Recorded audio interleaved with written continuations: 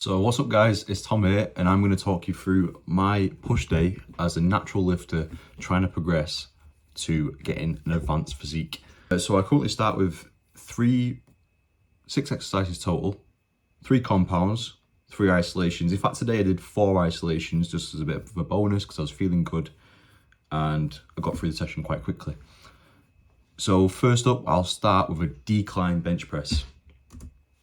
I pick a decline bench press because of the weight stretch. I feel like I get better stretch on my chest and I like a big compound movement to start with. Plus I feel like the decline helps me engage my whole chest better.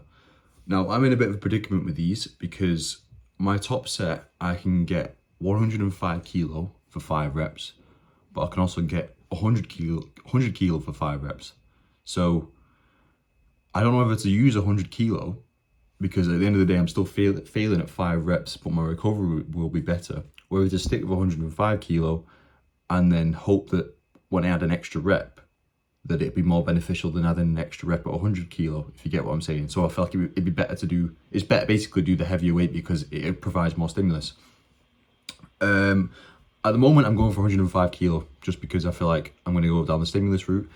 Got to learn through experience and I'll let you know what results are.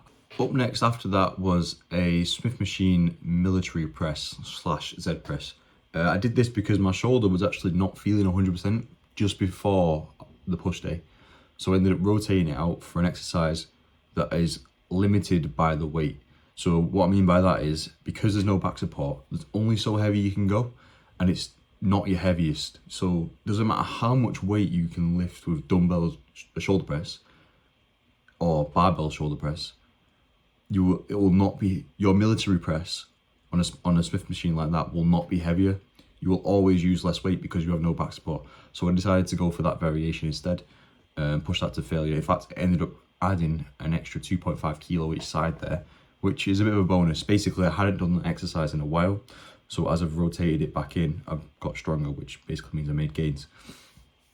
Up next after that was dumbbell lateral raises, which I just did because I wanted an isolation next. Even though I have 1 more compound, I felt like I needed an isolation to give myself a rest. I didn't want to do 3 compounds in a row. Up the weight to 15 kilo, and I use dumbbells because I'm working the shoulder in the shortened range now, whereas before I was potentially working it, when I usually do a compound, I'm potentially working it in the lengthened range. So mixes up the two there.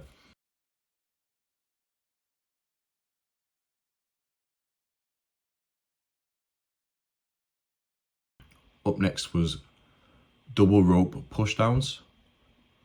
I like double rope, more range of motion. And to be fair, if I drop the cable down one attachment, it would be more contraction focused, which is my goal here. I like a contraction focused tricep exercise because when I do, typically when you do overhead work, you work in the lengthen range. So whenever I do push down variations, I like to work the shorten range more to mix up the two, working both the shorten and the lengthen range. Then I went back to Smith Machine incline press. So I'm doing this for my upper chest here. I've nicked this from Alpha Destiny. I've put the incline up to the 3rd incline on the bench and arced myself down to 45 degrees. This helps me work the upper chest better. I'm keeping the weight relatively light on this, so I'm only using 17.5 each side. My goal here is to practice contracting out of the bottom. So rather than just getting to the bottom, I'm just pushing forward. Really smack the camera then. Just pushing forward. I want to focus on contracting the upper chest. So this is more like practicing the neurological side of things rather than just seeing how much weight I can lift and pushing it for reps. So technically I could be going heavier, but that's not my goal with that exercise. Lastly, I finished on cable chest flies, seated upright. So essentially a flat variation, rounds off the chest nicely. I've then hit a incline, a decline, and a flat variation. Chest is quite stimulated. Plus the cables help improve the stimulus to fatigue ratio. by increasing the stimulus without that much fatigue, because flies aren't that fatiguing. Lastly, I finished on dumbbell overhead extensions. Just did one set. I wasn't actually planning on doing them because I have an arm day in my program at the moment, so I only need to do one tricep exercise. I feel like on my push days, because I hit arms properly on a different day, but I was feeling good and I just thought I'd hit one set to failure, because why not? And I felt like 2 sets may be fatiguing, more unnecessarily fatiguing than it needs to be. In fact, just to round it off, I will just say I do 2 sets of every exercise there except the last one. 2 sets is enough, especially on the compounds.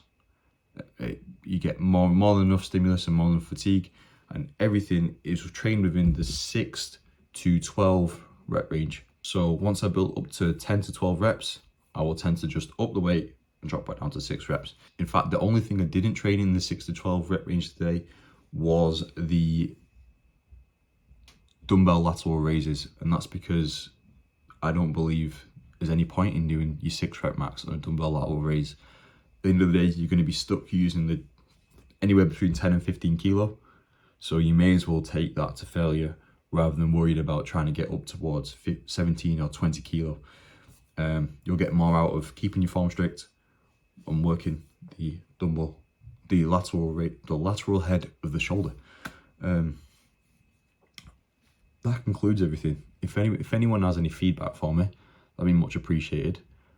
I'm a PT, I'm a coach, so this is why I'm explaining what I do online to 1, educate other people, and 2, learn, because I'm sure people will tell me what I'm doing wrong if I'm doing anything wrong. So yeah, that concludes the video. I will do a pull day next, and hopefully you'll stick around for that. So see you later.